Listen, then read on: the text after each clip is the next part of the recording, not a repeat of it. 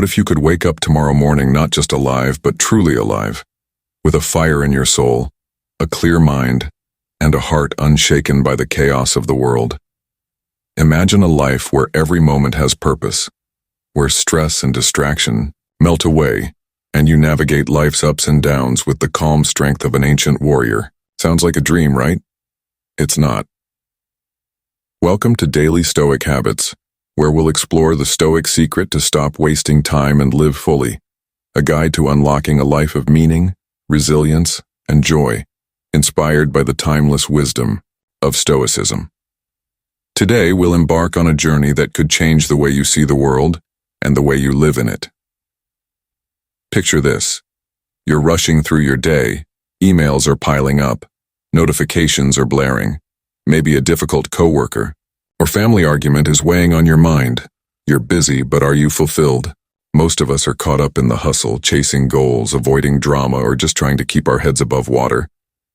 But deep down, there's a nagging question. Am I making the most of my time? If that question touches your heart, then you're exactly where you need to be. Stoicism isn't just some old philosophy. It's a practical guidebook for cutting through the noise, finding clarity, and building a life that's not just fulfilling, but fulfilling. So what does living fully mean to you?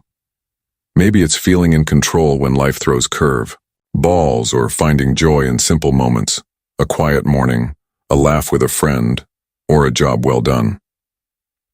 Stoicism teaches us that true fulfillment doesn't come from external victories, more money, a bigger house, or social media likes. It comes from within, mastering your thoughts, focusing on what you can control, and letting go of what you can't. Think of it like steering a ship through stormy seas. Waves may crash, but with Stoic wisdom, you're the captain, steady at the helm, guiding your life toward purpose. Stoicism, which stems from thinkers like Marcus Aurelius, Seneca, and Epictetus, isn't about suppressing emotions or enduring pain like a robot. It's about cultivating an inner fortress, a core of strength and peace that no outside chaos can shake. Whether it's a manipulative coworker, a stressful deadline, or just the daily grind, Stoicism equips you to face it all with serenity and resilience. And here's the secret sauce: repetition. These principles aren't a one-time deal. Just as water smooths a rough stone, the more you revisit and practice Stoic ideas, the more they reshape your thinking, your reactions, and your life. Let me paint a picture. Imagine you wake up every day with a clear sense of what matters, your values, your goals, and your peace. You're not thrown off by a sarcastic comment or a sudden setback. Instead, you respond with calm confidence, knowing that you control your reactions, not the world around you. You're not just surviving, you're thriving, enjoying small joys, and tackling challenges with quiet strength. That's the Stoic way, and it's not a far-fetched fantasy. It's achievable starting right now. Why is this important for us as Americans? We live in a culture that celebrates hustle. Work hard, win big, keep moving forward. But that race can leave us exhausted, disconnected, or doubting our purpose. Stoicism offers a balance, a way to slow down, focus on what's essential, and live authentically. It's like finding a hidden path in a crowded city, a path to clarity and freedom, no matter how loud life gets. And trust me, once you start applying these Stoic tips, you'll wonder how you ever lived without them. In this video, we'll explain practical Stoic tools to stop wasting time and start living fully. From spotting manipulation to mastering your emotions, we'll dive into strategies to help you build resilience, increase self-awareness, and find joy in your everyday life. Whether you're in New York, Texas, or anywhere in between, these principles are universal, timeless, and ready to change your life. So what's the first step to living a Stoic-inspired life? It starts with understanding one core idea: the dichotomy of control. Let's dive into how this principle can help you take charge of your time, your mind, and your destiny. Stick with me, because this is where the transformation begins. Imagine you're driving down a busy highway, cars swerving, horns blaring, and a storm brewing overhead. You can't stop the rain or control the other drivers, but you can grip the wheel, Adjust your speed and stay focused on the road ahead. That's the essence of the Stoic dichotomy of control, a principle that's like a lifeline in the chaos of modern life. The dichotomy of control, championed by Stoic philosopher Epictetus, is simple but profound. Some things are up to you, your thoughts, actions, and reactions, while others, like the weather, other people's opinions, or random setbacks, are not. Why does this matter? Because we waste so much time and energy stressing over things beyond our reach. Think about it. How often do you lose sleep over a coworker's snide remark or a delayed flight? The Stoics say that's like yelling at the rain. It doesn't change a thing, but it leaves you drained. Let's bring this home. Picture a typical American workday. You're at your desk, juggling deadlines when your boss emails a last-minute project. Your first instinct? Panic. You start spiraling. Why me? What if I mess this up? But here's where Stoicism steps in. You can't control your boss's demands or the ticking clock, but you can control how you respond. Take a deep breath, prioritize your tasks, and tackle the project with focus. That's the dichotomy in action, shifting your energy to what's in your hands and letting the rest roll off like water on a duck's back. Epictetus put it best. You have power over your mind, not outside events. Realize this, and you will find strength. This isn't just philosophy, it's a mindset shift that saves you from wasting time on worry. Instead of fuming over a traffic jam, you listen to a podcast or practice gratitude for the car you're in. Instead of obsessing over a friend's cold shoulder, you focus on being kind and authentic in your interactions. By zeroing in on your choices, you reclaim your time and mental peace. But let's be real, applying this isn't always easy. Our brains are wired to react, to take things personally. So, how do you make the dichotomy of control a habit? Start small. Try this. Next time you're stressed, pause and ask, is this in my control? If it's not, let it go. If it is, act with intention. Maybe you're upset because a colleague took credit for your idea. You can't change their behavior, but you can calmly address it or focus on your next great contribution. Over time, this practice rewires your brain to focus on what matters. Here's a story to drive it home. Meet Sarah, a teacher from Chicago. Her classroom is a whirlwind. Rowdy kids, demanding parents, endless paperwork. She used to come home exhausted, ranting about things she couldn't fix. Then she discovered Stoicism. Now when a parent complains, or a lesson flops, she asks, what can I control? She preps better lessons, communicates clearly, and lets go of the rest. Result? She's calmer, more effective, and actually enjoys her job. That's the power of the dichotomy of control. It turns chaos into opportunity. For us Americans, this principle is a game changer. We're bombarded with pressure. Work hard, look good, keep up. Stoicism says, stop chasing what's out of reach. Focus on your effort, your integrity, your growth. It's like decluttering your mind, leaving space for what truly fuels a full life. So next time life feels overwhelming, channel Epictetus. Grip the wheel of your mind, steer with purpose, and let the storm do what it will.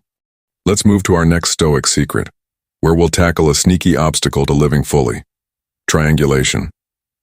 Ever feel like you're caught in a tug of war, pulled between two people spinning stories about each other? That's triangulation, a sneaky manipulation tactic that can derail your peace and waste your time.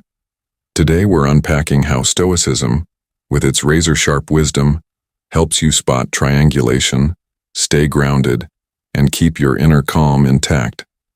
Triangulation is like a bad soap opera playing out in real life. Picture this. You're tight with your buddy Mike. Enter Lisa, a mutual friend who starts whispering that Mike's been bad-mouthing you behind your back. Suddenly, trust phrase, doubts creep in, and you're questioning your friendship. Sound familiar? Maybe it's a coworker sowing discord or a family member twisting words to pit you against someone else. Triangulation thrives on confusion, turning relationships into battlegrounds and stealing your mental clarity. The Stoics, like Marcus Aurelius, saw through this nonsense. They taught that your inner peace is your fortress and no one gets to storm it without your permission. When triangulation strikes, The Stoic approach is to step back, observe, and refuse to play the game. Marcus wrote, "You have power over your mind, not outside events. That means you don't have to let Lisa's gossip or Mike's alleged betrayal rattle you. Instead, you control how you respond, keeping your focus on truth and reason." So how does triangulation work?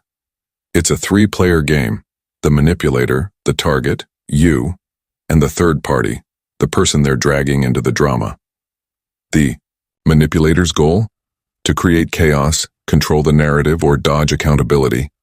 Maybe Lisa wants to isolate you from Mike to gain influence, or she's deflecting her own issues. Whatever the motive, triangulation pulls you into a maze of doubt, making you question your reality.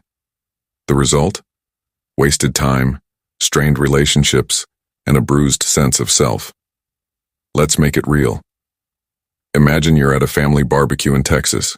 Your cousin Jenny pulls you aside, saying your sister Claire complained about your selfish behavior at last week's dinner. You're stunned. Claire never mentioned this to you. Now you're second-guessing yourself, replaying every word from that night. Before you know it, you're distant with Claire, and the family vibe sours.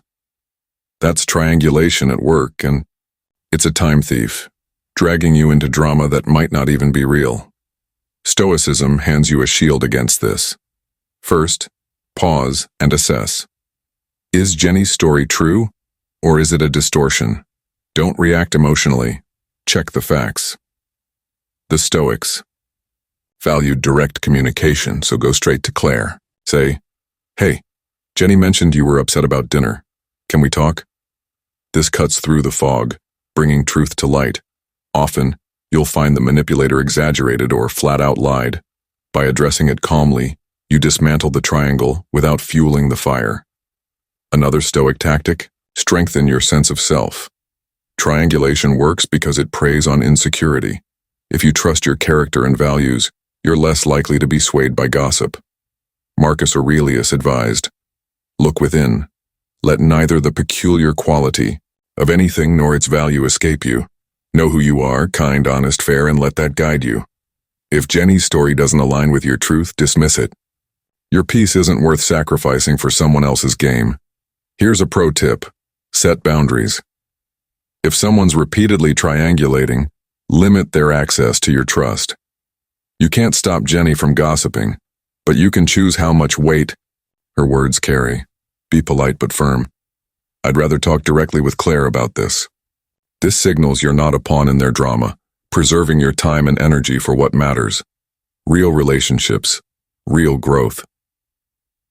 For Americans, triangulation is a real threat in our hyper-connected world. From workplace cliques to social media feuds, it's easy to get sucked into someone else's narrative. Stoicism says, don't. Protect your mind like a fortress, seek truth with courage, and keep your relationships honest. By mastering this, you stop wasting time on manufactured conflicts and start living fully. Next up, we're tackling another manipulation tactic: projection. Have you ever been accused of something that felt completely off, like someone's pointing a finger at you, but it's their reflection in the mirror? That's projection, a manipulation tactic that flips the script and wastes your time defending yourself against false blame. Here at Daily Stoic Habits, we're breaking down Stoic secrets to stop wasting time and live fully. And today, we're diving into how Stoicism helps you spot projection, stay true to yourself, and keep your peace unshaken. Projection is like a magician's trick. The manipulator deflects their flaws onto you to avoid facing their own issues. Imagine you're at a team meeting in Seattle pitching a bold idea. Your coworker Tom interrupts, saying, "You're just pushing this to hog the spotlight." You're floored. You're not the one craving attention. Tom's been grandstanding all week. By projecting his insecurity onto you, he shifts the focus, derailing the discussion and leaving you scrambling to justify yourself. That's time and energy stolen from your purpose. The Stoics, especially Marcus Aurelius, had a knack for seeing through such tricks. Marcus wrote, "If anyone can refute me, show me I'm making a mistake or looking at things from the wrong perspective, I'll gladly change." This openness to truth, paired with a rock-solid sense of self, is your armor against projection. When someone accuses you of their own flaws, Stoicism teaches you to pause, reflect, and respond with clarity, not defensiveness. So how does projection work? It's a psychological dodge. If Tom feels jealous, he might call you envious. If he's dishonest, he'll label you untrustworthy. The goal? To offload their guilt or shame, making you the bad guy. This can hit hard, especially in close relationships. Picture a friend, Emily, who lies about a small thing, then snaps, "You're the one who can't be trusted." Suddenly, you're doubting yourself, replaying every interaction. That's projection's trap. It muddies your reality, wasting time on self-doubt instead of growth. Let's ground this in Stoic wisdom. When projection strikes, start by examining the accusation. Marcus advised, look at the facts and separate them from the narrative. Is Emily's claim true? Have you been dishonest? If not, recognize the accusation as her issue, not yours. This clarity keeps you from internalizing false blame. It's like sorting through a cluttered desk. Keep what's yours, toss what's not. Next, respond with kindness but firmness. Stoicism isn't about lashing out or ignoring the problem. It's about staying virtuous. You might say to Emily, "I hear you, but I don't see it that way. Let's talk about what's really going on." This invites truth without escalating drama. If the projector doubles down, set boundaries. You can't fix their inner turmoil, but you can protect your peace. Limit contact or keep interactions surface level until they're ready for honesty. Here's a real-life example.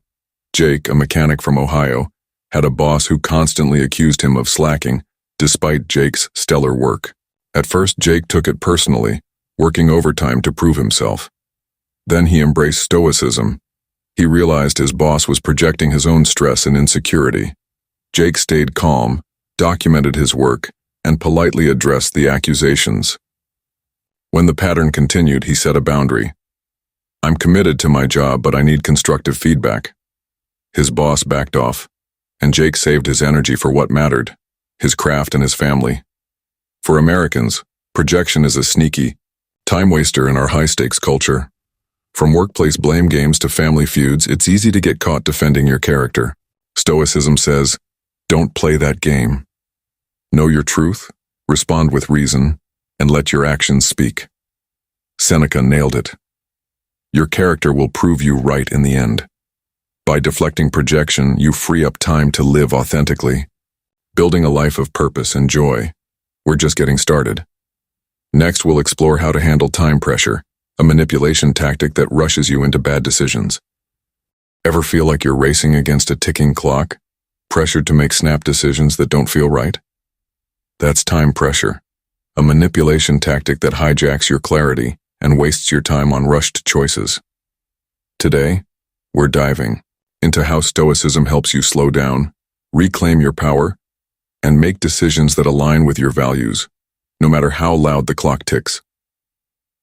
Time pressure is like a salesman at your door, pushing a limited time offer to force your hand. In relationships, it might be a partner urging you to commit before you're ready. At work, it's a boss demanding instant answers on a complex project. Picture this. You're in a bustling Los Angeles office, juggling emails when your manager drops a bombshell. "We need your input on this deal by EOD or we're sunk." Your heart races, your mind scrambles. That's time pressure at work, designed to make you act without thinking, often to someone else's benefit. The Stoics, like Seneca, saw time as life's most precious currency. Seneca wrote, "Time is the most valuable thing we have." But he also warned that rushing decisions under artificial urgency steals that treasure. Stoicism's dichotomy of control comes to the rescue here. You can't stop others from setting tight deadlines, but you can control how you respond. Instead of panicking, you pause, breathe, and choose reason over haste. Let's break it down. Time pressure exploits our fear of missing out on a deal, an opportunity, or approval. It's why act now adds work and why manipulators use ultimatums. But Stoicism teaches you to see through the illusion. Is this deadline truly urgent, or is it a tactic to control you? Often, real opportunities, real friends, real deals. Allow time for thought. Marcus Aurelius advised, live in the present and do what you do with honesty and purpose. That means valuing deliberate choices over rushed reactions. So how do you apply this in real life? Imagine you're at a car dealership in Florida. The salesman says, this price is only good for today. Your gut screams, caution, but the pressure's on. A Stoic would step back, literally or mentally. Take a deep breath, maybe a walk, and ask, do I need to decide now? Request more time. I'll sleep on it and let you know tomorrow. Most times, the limited offer still stands. If not, you've dodged a bad deal, saving time and money. Here's a workplace example. Meet Alex, a marketing manager. From Denver. His boss constantly demanded instant reports, leaving Alex frazzled and error-prone. Inspired by Stoicism, Alex started practicing Seneca's wisdom. When hit with a rushed task, he'd say, I want to give this my best.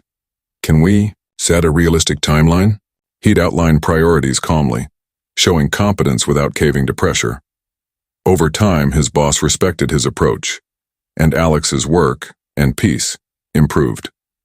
That's Stoic courage, standing firm against the clock. For Americans, pressure is relentless. Our culture glorifies speed, fast food, fast replies, fast success. But Stoicism says quality trumps haste. Try this. Next time you're rushed, pause for 30 seconds. Ask, what's the worst that happens if I take more time? Often the answer's less dire than you think.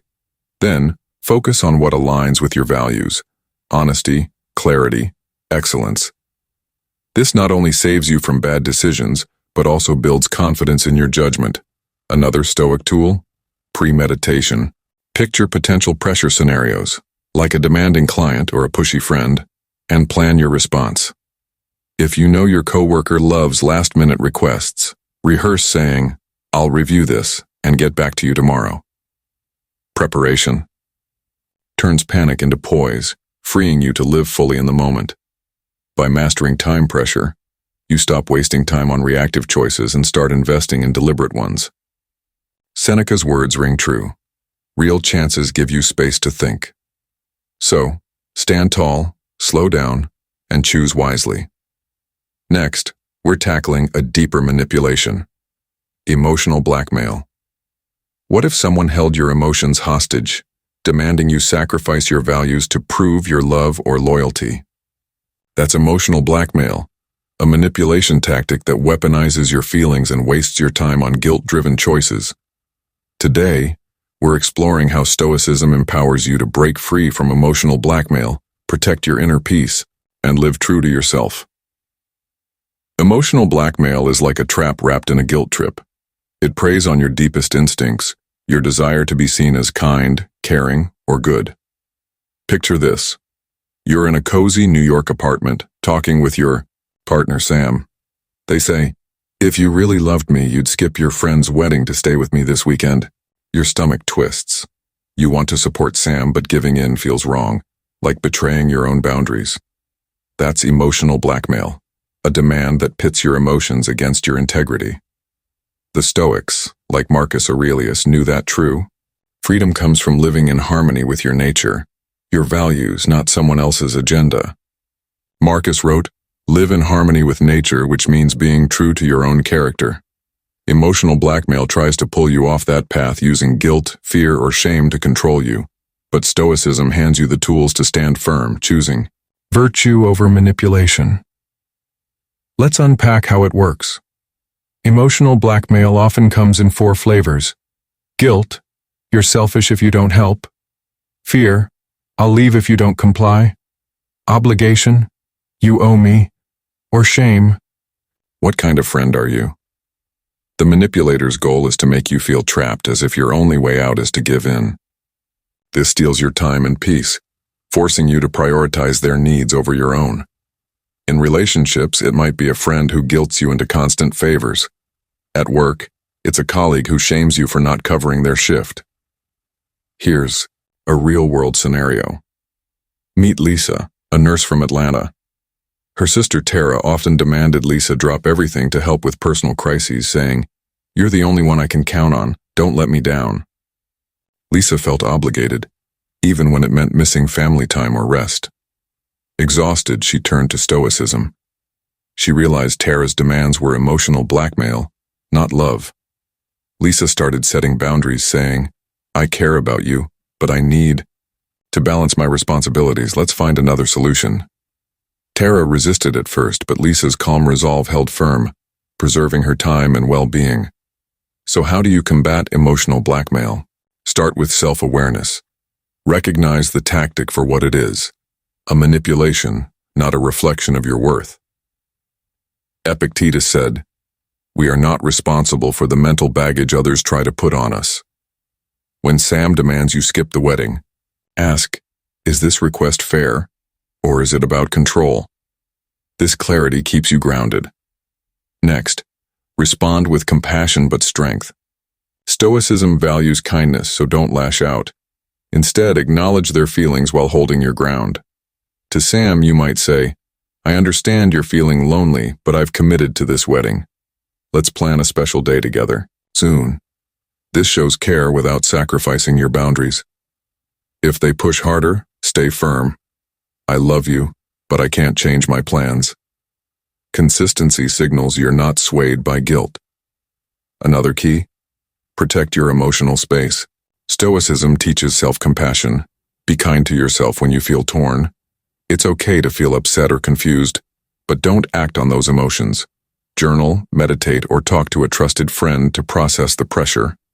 Lisa found that reflecting on her values, duty, balance, health, helped her resist Tara's demands without guilt. For Americans, emotional blackmail hits hard in our people-pleasing culture. We're taught to say yes, to be the hero, especially in families or friendships.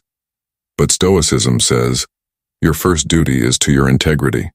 By resisting emotional blackmail, you save time for what truly matters: authentic relationships, personal growth, joy. Marcus Aurelius reminded us, no one can rob you of your free will.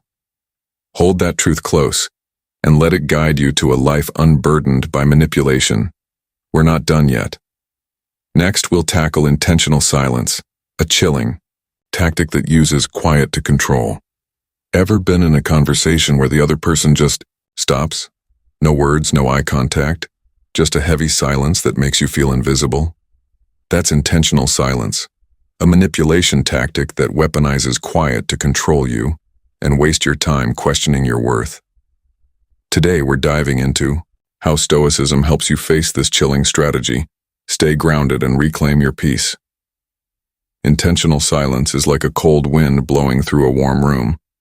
It's unsettling, deliberate, and meant to throw you off.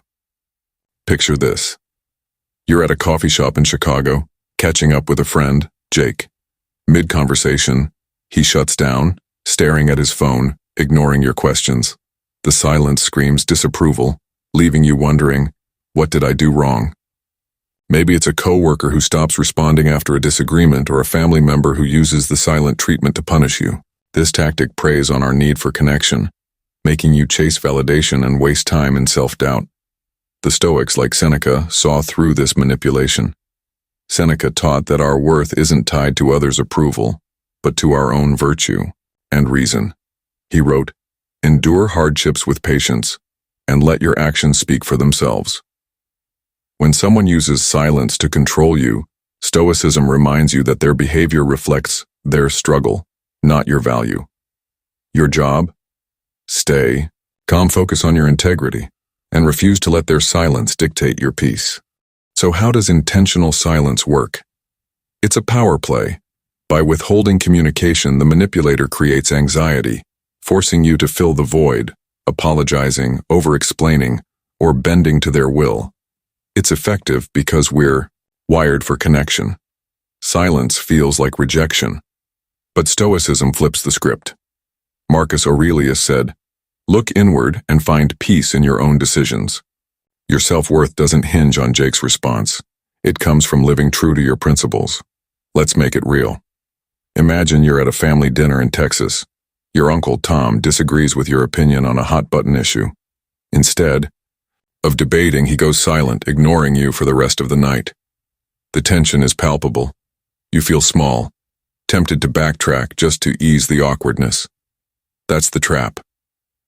A Stoic would pause and ask, is this silence about me or Tom's inability to engage? Often it's the latter. Instead of chasing his approval, you stay kind but detached, continuing the evening with grace. Here's how to apply Stoic wisdom. First, don't internalize the silence. Recognize it as a tactic, not a verdict on your worth. Seneca's advice to endure hardships applies here. Treat silence like a storm that will pass. Second, maintain your dignity. Keep interacting normally, as if the silence doesn't faze you. Say to Jake, I notice you're quiet. Everything okay? This shows you're open without begging for a response. If they persist, set boundaries. Limit engagement with chronic silencers, focusing your energy on relationships that uplift you. At a real-life example, meet Sarah, a graphic designer from Seattle. Her boss used intentional silence to pressure her into extra work. After requesting a reasonable deadline, she'd get the cold shoulder. No feedback, just icy glares. Sarah turned to Stoicism, realizing her boss's silence was a control tactic, not her fault. She stayed professional, delivered quality work, and politely followed up. I haven't heard back. Let me know your thoughts. Over time, her boss eased up and Sarah preserved her time and confidence. For Americans, intentional silence hits hard in our talkative culture. We value open communication, so silence feels like a slap. Stoicism says, don't let it shake you. Your peace comes from within, not from others' words. Try this. Next time someone goes silent, reflect on your values, kindness, honesty, resilience, and let them guide you. This frees you from chasing validation, saving time for what truly matters, authentic connections and personal growth. Next, we're exploring selective detachment, a powerful Stoic tool for letting go wisely. What if letting go of certain people wasn't about loss, but about making space for growth? That's selective detachment, a Stoic practice that frees you from toxic ties and saves your time for a life of purpose. Today we're diving into how Stoicism guides you to detach wisely, not to isolate, but to nurture your inner peace and authentic connections. Selective detachment is like pruning a tree in autumn. The tree doesn't cling to dying leaves. It lets them fall to make room for new growth. Similarly, Stoicism teaches us to release relationships that drain us, those marked by manipulation, disrespect, or negativity, while cherishing ones that align with our values. Epictetus said, no one is free who is not master of himself. Detachment isn't about cutting everyone off. It's about mastering your life by choosing who you let in. Picture this. You're in a bustling Denver bar, laughing with friends. One of them, Chris, constantly criticizes your choices, your job, your hobbies, even your jokes. Each jab chips away at your confidence, leaving you drained. You value Chris's history with you, but his negativity is a weight. Selective detachment asks, does this relationship help me grow or hold me back? Stoicism urges you to answer honestly and act with courage. The Stoics, like Seneca, saw relationships as mirrors of our inner state.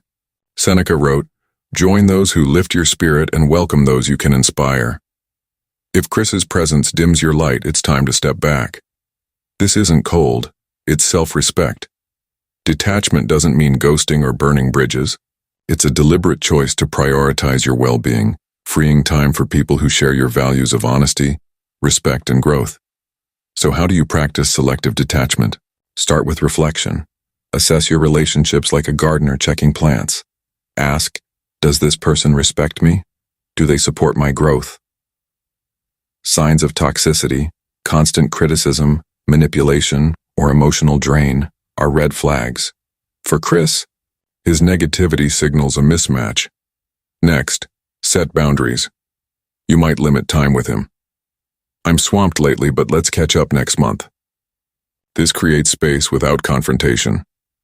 If boundaries don't work, consider a full step back. This is tough, especially with close ties.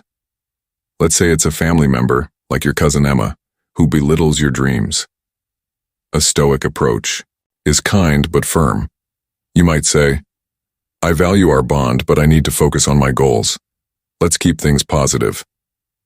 If Emma persists, reduce contact, focusing on relationships that nurture you.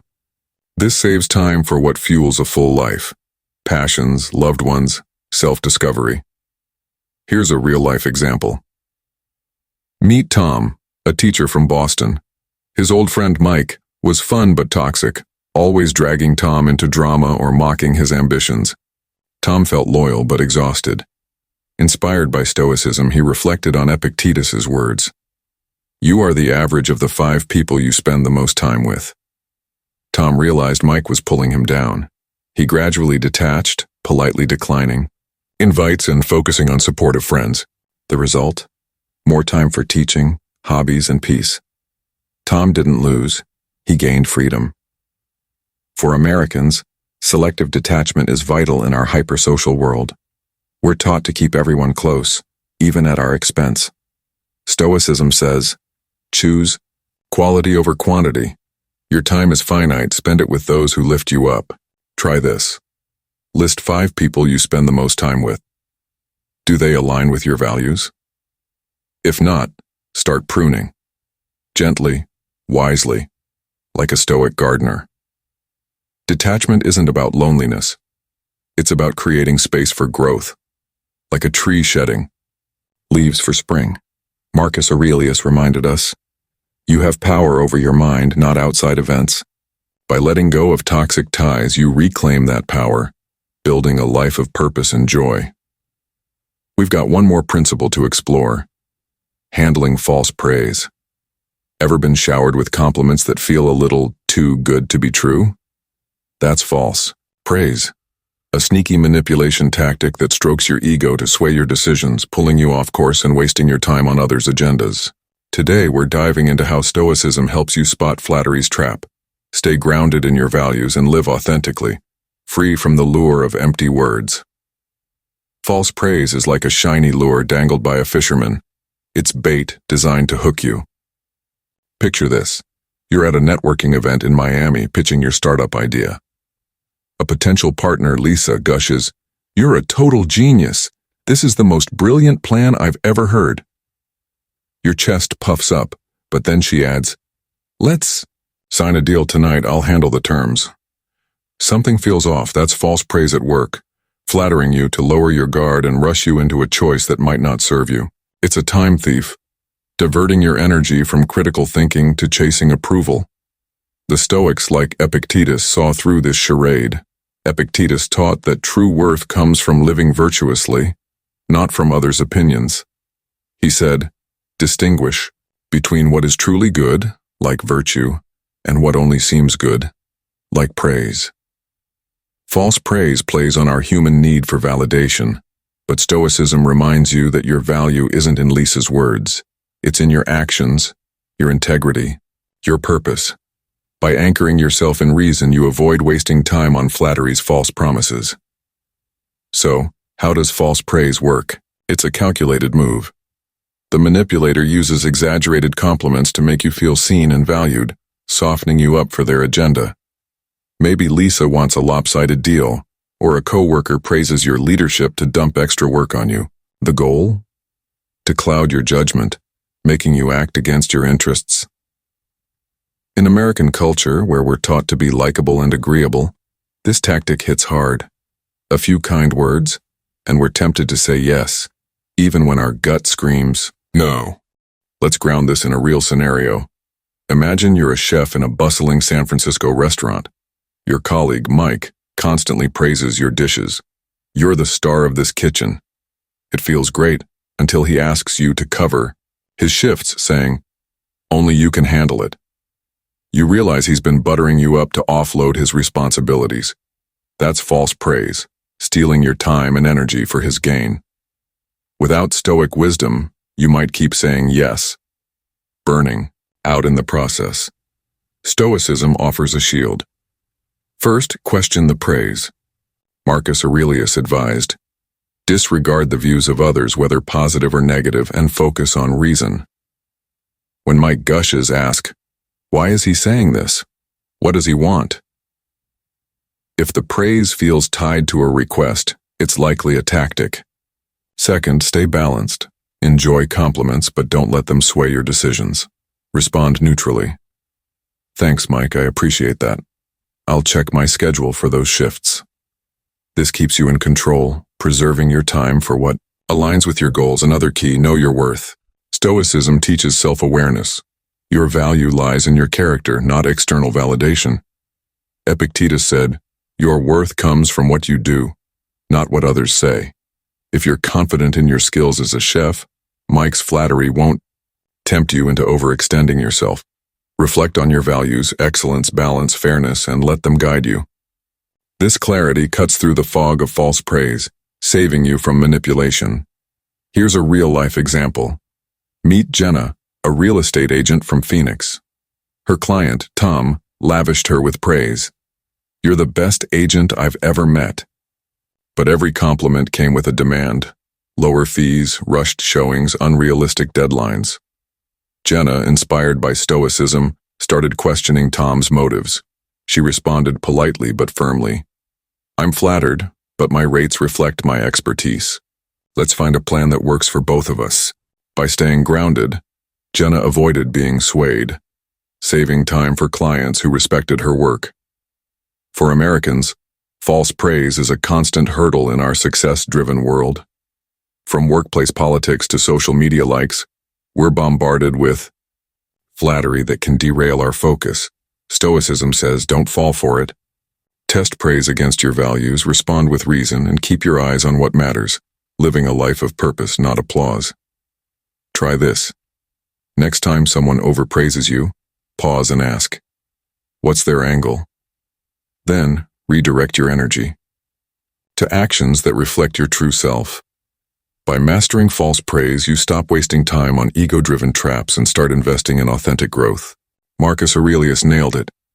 Your worth is in your deeds, not in words spoken about you. Let that truth guide you to a life unswayed by flattery, full of clarity and joy. We've reached the end of our core principles, but the journey doesn't stop here. Imagine standing on a quiet hill at sunrise, the world waking up below you, your mind clear, your heart steady, and your purpose burning bright. You're not just surviving the day, you're living it, fully, fiercely, and free. That's the promise of Stoicism. And here at Daily Stoic Habits, we've spent this journey uncovering Stoic secrets to stop wasting time and live fully. Before we part ways, let's tie it all together. Reflect on the wisdom we've shared and ignite your next steps to make every moment count. If you've loved this ride, hit that subscribe button, smash the like, and ring the bell for daily Stoic Habits. Join our community of Americans transforming their lives with Stoic wisdom. Let's dive in. Over the past hour, we've walked through 8 powerful Stoic principles, each a tool to cut through life's noise and build a life of clarity, resilience, and joy. We started with the dichotomy of control, your steering wheel in life's storms, teaching you to focus on your thoughts and actions while letting go of what's beyond your reach. Remember Sarah, the Chicago teacher? She stopped ranting about unruly kids and focused on her lessons, finding peace in what she could shape. Then we tackled triangulation, that soap opera trap where manipulators pit you against others. By seeking truth and setting boundaries, you sidestep drama, saving time for real connections. We moved to box projection, where others pin their flaws on you, like Tom accusing Jake of slacking when it was his own stress talking. Stoicism taught us to check the facts and stand firm in our truth. Next, time pressure. Those act now demands that rush you into bad choices. Alex in Denver showed us how to pause, breathe, and choose deliberately, turning panic into poise. Emotional blackmail came next, a guilt-driven tactic that Lisa faced with her sister's demands. By valuing her integrity, she broke free, prioritizing her peace. Then, we faced intentional silence. the cold shoulder that Sarah's boss used to control her. Stoicism reminded us that our worth isn't in others' words but in our actions, letting us rise above the quiet, with dignity. Selective detachment. Followed, like pruning a tree to let new growth thrive. Tom in Boston let go of his toxic friend Mike, gaining time for passions and supportive bonds. Finally, false praise. Jenna's client tried to flatter her into bad deals, but she stayed grounded, knowing her value lies in her deeds, not empty compliments. What ties these principles together? They're not just strategies, they're a way of life. Stoicism, born from the minds of Marcus Aurelius, Seneca, and Epictetus, isn't about enduring pain or shutting off emotions. It's about building an inner fortress, a place of strength where no manipulation, pressure, or silence can shake you. It's about waking up each day, like that sunrise on the hill, with a clear sense of who you are and what matters. For us Americans, caught in the hustle of work, social media, and endless to-dos, Stoicism is a lifeline, a path to slow down, focus, and live authentically. Let's make it real. Picture a typical Monday in New York. Your inbox is overflowing, your phone's buzzing, and a coworker's gossip is nagging at you. Without Stoicism, you might spiral, wasting hours on stress or drama. But now, you pause, ask, what can I control? You ignore the gossip, prioritize your tasks, and respond to pressure with calm reason. When flattery or silence comes your way, you see through it, staying true to your values. That's Stoicism in action, turning chaos into opportunity, saving your time for what fuels a full life: family, passions, growth. So, how do you make this your reality? Start small, but start now. Pick one principle, maybe the dichotomy of control, and practice it this week. When stress hits, ask, is this mine to fix? Journal your thoughts. Notice how your focus shifts. Then revisit these principles, because as we've learned, repetition is the key. Like water smoothing a stone, the more you engage with Stoic wisdom, the more it shapes your mindset, your habits, your life. Marcus Aurelius said, "You have power over your mind, not outside events. Realize this, and you will find strength." Carry that truth like a torch, lighting your way through any darkness. Why does this matter? Because life is short, and every moment is a chance to live fully. In our fast-paced American world, it's easy to get lost in the grind, chasing likes or dollars while missing the beauty of a quiet coffee, a child's laugh, or a job well done. Stoicism calls you back to what's real, helping you craft a life of purpose, not just productivity. Whether you're in Texas, California, or anywhere, in between, these principles are your guide to thriving, not just surviving. This isn't the end, it's the beginning. Stoicism is a lifelong journey, a commitment to turning philosophy into action. Keep exploring with daily Stoic habits. Subscribe, like, and hit that bell to join thousands of Americans embracing Stoic habits for wiser, stronger lives. Share this video with a friend who needs a spark of clarity. Your ripple effect could change their path. And comment below, which Stoic principle hit home for you? Let's keep the conversation going. As you step into tomorrow, picture that hill at sunrise again. You're not just another face in the crowd. You're a Stoic, steady in your fortress, living each day with intention. The world will throw its storms, but you've got the tools to navigate them. So, go out there, live fully, and make every moment count. Thank you for joining Daily Stoic Habits. Here's to your journey, a life truly boldly lived.